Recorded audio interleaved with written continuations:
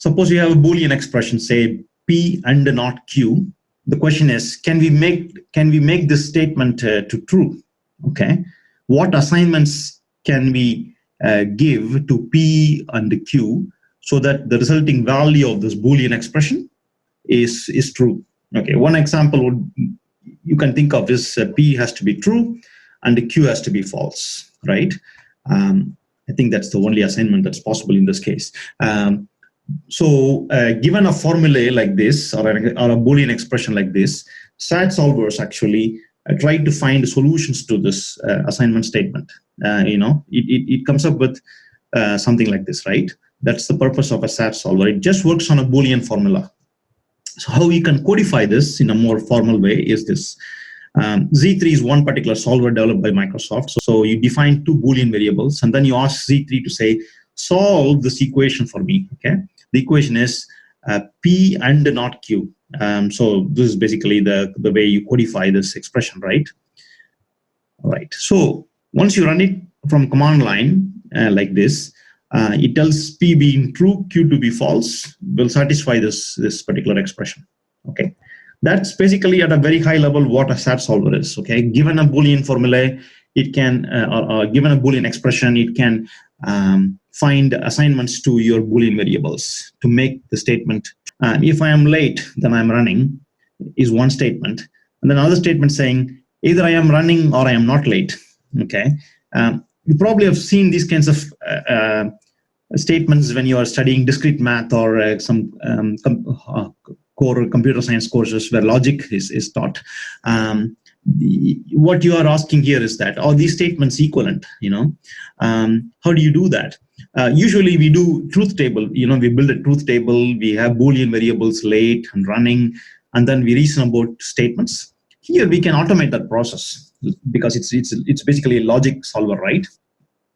So I have two variables, right? Late and running are two Boolean variables. And what is the claim of the first statement? The first statement says, if I am late, then I'm running. So implies is a keyword of the SMT solver, is Z3. And then the next statement says, either I'm running or I'm not late. So what we are claiming is these two statements are actually equal to each other. That's the reason I put an equal statement. Okay, and then we ask the solver to prove this claim. Okay, so the solver happily went ahead and proved it in a few seconds, okay, a few milliseconds, in fact, for this. Says, yeah, this is true. These two statements are the same statements. So you could basically codify any preposition formula you have in this model and sort of automatically verify correctness. Okay, let's move on to SMT solver now. So far you saw SAT solver, which only solves Boolean expressions, okay? But oftentimes we need more than Boolean expressions. We need to be able to solve integers, real numbers, modular arithmetic, and so on. SMT solvers actually nicely extend the idea of SAT solvers to multiple domains or types, if you want to call that way. So let's see, consider this problem given in the United States student aptitude test. For example, find a real number n such that 12x squared plus 9x plus 15 is equal to 8nx squared plus 6nx plus 2 times n plus 12, whatnot. X is also a real number. So we can easily solve this using SMT solver.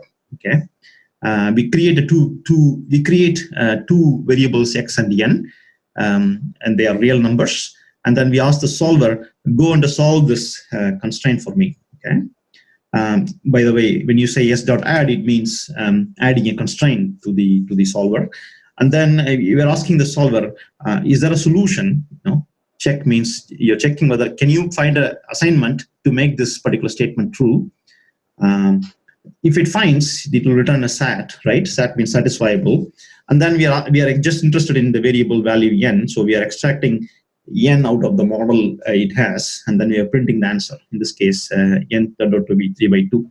So as you can see here, we can solve real types here, right? These two are real types. It's like math real, not float in computer science. Okay. What it's trying to show you is that you could codify constraints and then let the solver solve that. If you have multiple solutions, you can rule out the existing solutions by adding another constraint, saying, don't show me the same solution again. So you add a constraint that you find an end that's different from the answer you just found. So that's how you find new solutions. Okay.